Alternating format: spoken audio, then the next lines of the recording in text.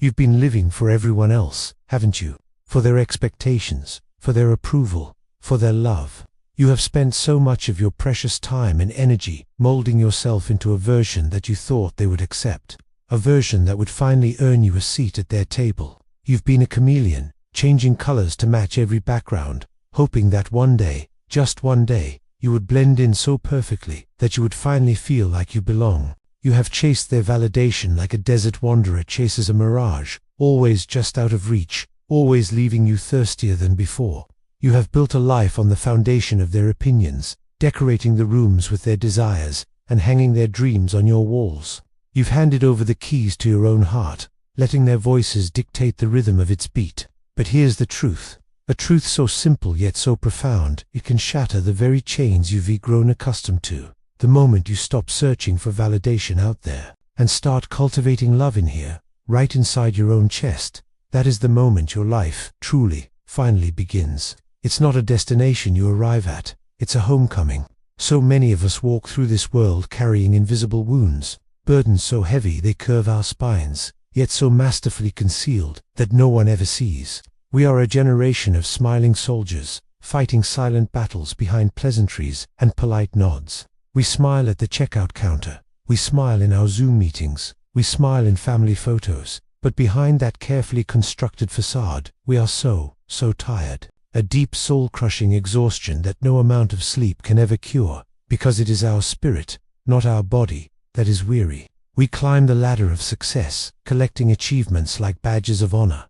ticking off boxes the world told us were important. We get the degree, the job, the promotion, the house. But as we stand at the top, looking out at the life we've built, a hollow echo answers back. We feel empty, a profound and aching void where we were promised fulfillment would be. We give and we give and we give. We pour ourselves out for our partners, our children, our friends, our colleagues, becoming a well from which everyone drinks. But deep down, in the quietest, most honest corners of our souls, we are starving.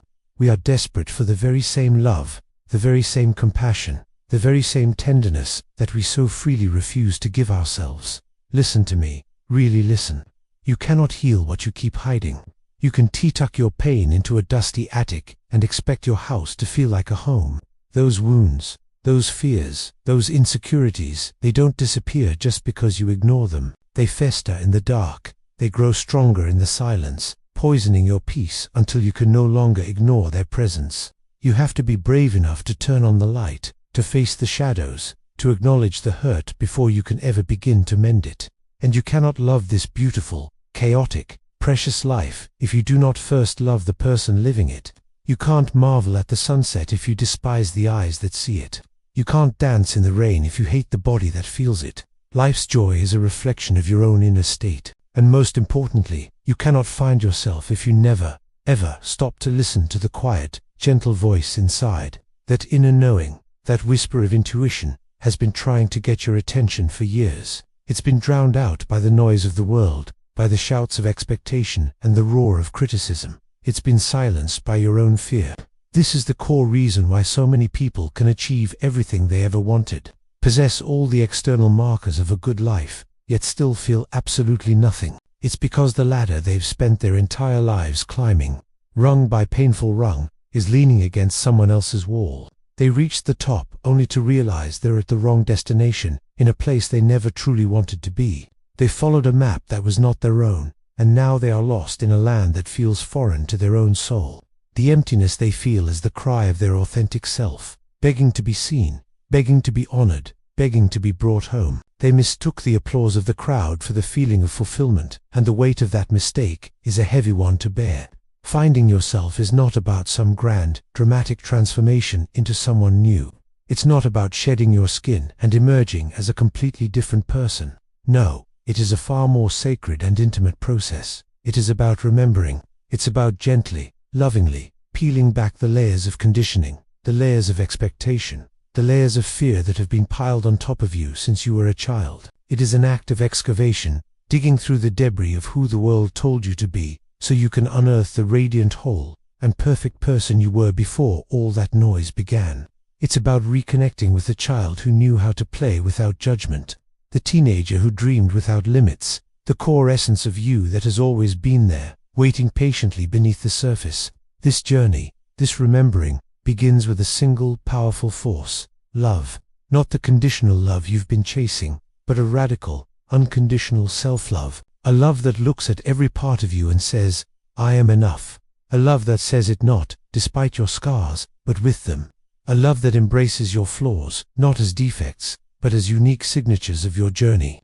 It's a love that finally declares, even with my past mistakes, even with my imperfections, even with the parts of me I have been taught to hate, I am worthy, I am whole, I am enough. It is a love that has the courage to look back at your past, not with shame or regret, but with compassion.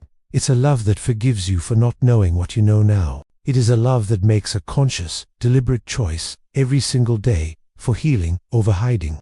It chooses vulnerability over armor. It chooses truth over performance. Think of your heart as a home. For years, maybe for your entire life, you've rented it out.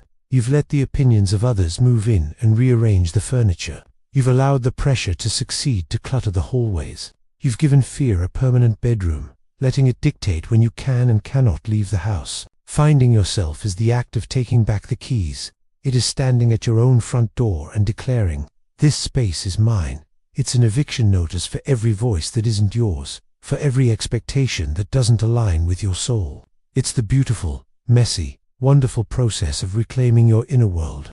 It's about painting the walls with your own colors, the ones that make you feel alive. It's about filling the rooms with the sound of your own laughter, not the polite chuckle you perform for others. It's about hanging your truth on the walls, your passions, your quirks, your deepest desires. It's about filling every corner with your light, your spirit, your unconditional love. That is when your heart starts to feel like home.